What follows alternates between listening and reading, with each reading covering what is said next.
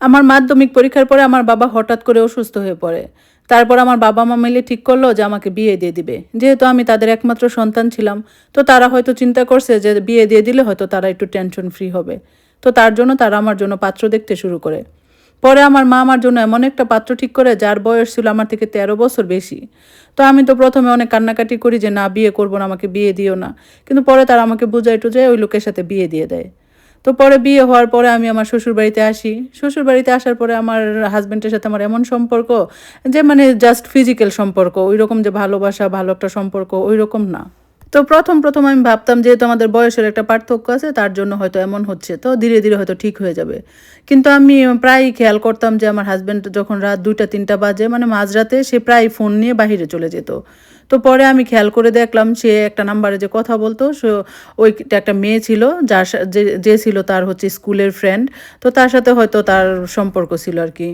তো আমি যখন এই সব ব্যাপারগুলো জানলাম তো আমি আমার মাকে এগুলো ফোন দিয়ে বলছি। আমার মা বলতেছে যে, "এগুলা পুরুষ মানুষের একটু ঝামেলা থাকে, ব্যাপার না, মানায় নাও, সংসার করতে থাকো।"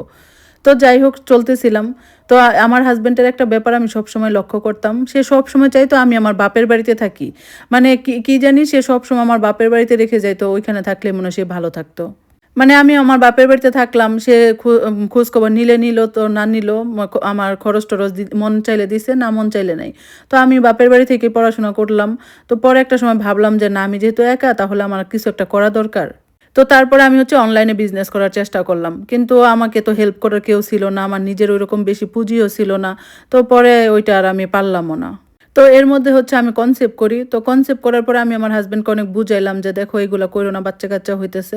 তো যাই হোক এভাবে চলতে থাকলো। তো আমার বাচ্চা হওয়ার প্রায় ১ সপ্তাহ আগে আমি লক্ষ্য করলাম সে আবার ঐরকম ফোনে কারো সাথে কথা বলে এরকম করতেছে। তো পরে আমার বাচ্চা হইলো, আমার ছেলে হইলো।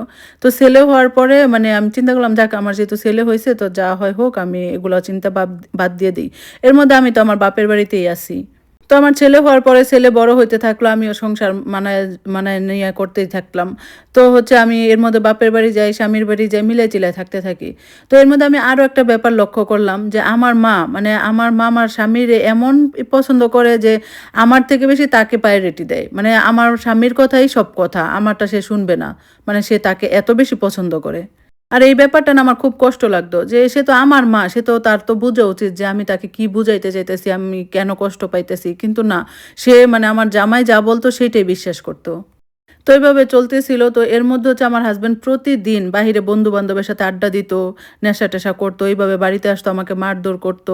এইভাবে চলতে থাকলো। তো এর মধ্যে যখন আমি আমার বাচ্চাটাকে স্কুলে দিলাম, তো স্কুলে দেওয়ার পরে একদিন দেখলাম যে আমার হাসব্যান্ডের ফোনে একটা অশ্লীল ভিডিও, মানে ওই মেয়েটার সাথে তার নিজের অশ্লীল ভিডিও। তো তারপরে হচ্ছে আমি ওই ভিডিওটা নিয়ে আমার মাকে দেখাইলাম। তো আমার মাকে দেখাইলাম, সবকিছু বললাম, ই করলাম। তো আমার মা বলতেছে যে, "আচ্ছা ঠিক আছে, তুমি যদি তার সংসার করতে না চাও তাহলে তোমাকে এই বাড়ি থেকে বের হয়ে যাইতে হবে।" তখন আমি শক্তভাবে ডিসিশন নিলাম যে না, এর সংসার আমি কোনোভাবেই করব না।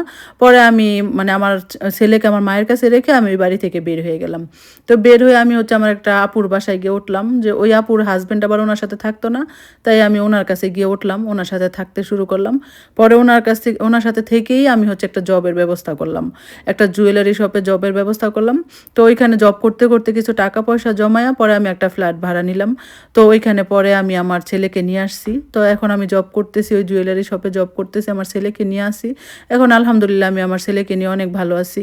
তো যাই হোক এখন ছেলেকে নিয়ে অনেক ভালো আছি। আমার স্বামীর সাথে আমার কোনো যোগাযোগ নাই। মানে তার কাছ থেকে আমি কোনো খরচ-টরচ কিছুই নেই না।